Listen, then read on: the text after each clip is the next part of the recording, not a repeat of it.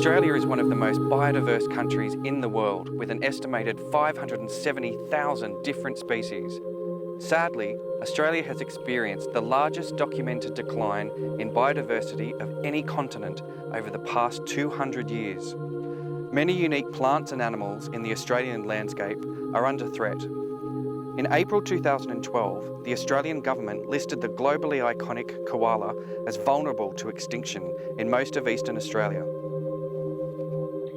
G'day, my name is Justin McKee and I'm from WIRES, Australia's largest native animal rescue service dedicated to helping sick, injured, orphaned or displaced animals here in the state of New South Wales. WIRES responds to thousands of calls a year to help koalas in New South Wales. Koalas can require help for a number of reasons, including being displaced because of loss of habitat, illness or injury.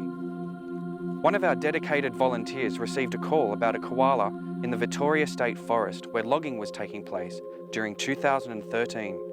A worker had noticed that a koala had been sitting stationary on top of a woodpile in broad daylight for over an hour and was looking dazed and confused.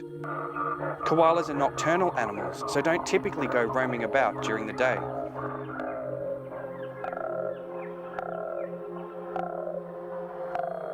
Koalas can become very confused when they have discovered their travel paths or habitat have been removed, as had happened for this koala.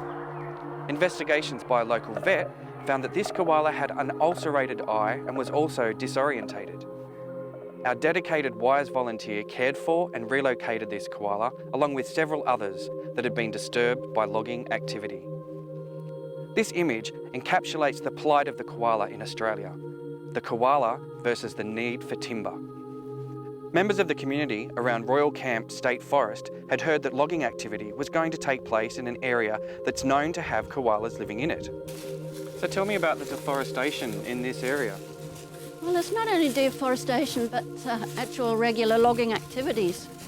They bring down a koala habitat tree, a main home base tree of an alpha male. He could disperse and the females could disperse and move into marginal habitat or habitat that's already occupied, and they could just die. But now it's the local community here around Royal Camp State Forest have found out that logging is going to take place right here where koalas are known to live.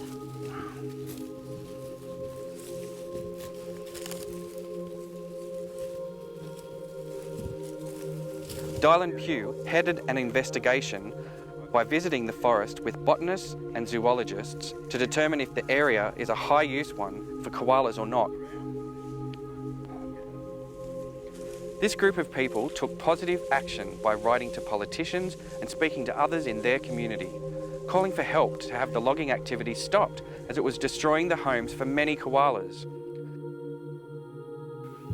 So we came out here, we found 4 koala high use areas, one of which was actively being logged. We went home, downloaded the data, we wrote to the responsible ministers, we wrote to Forestry Corporation, we wrote to the Environmental Protection Authority demanding that logging be stopped. We put out a press release, logging was stopped the next day, and now we have a moratorium, they still haven't logged here yet.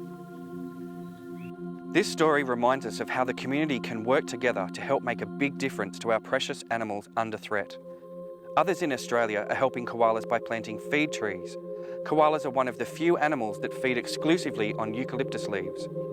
Australia is the driest inhabited continent on Earth, and the koala gets much of its moisture needs just from the fresh leaf tips of eucalypts. WIRES is pleased to be playing its part in maintaining, protecting and assisting in the recovery of native animals like the koala. We have rescued, over the years, cared for and released thousands of koalas back into the wild. Human threats to global biodiversity around the world are numerous.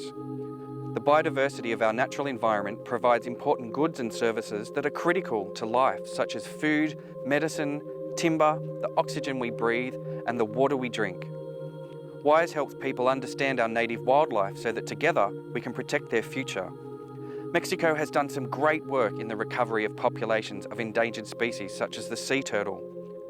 Thanks to the generosity of the public, WIRES is able to provide its services free of charge to the community. Your support will help us help precious animals like the koala.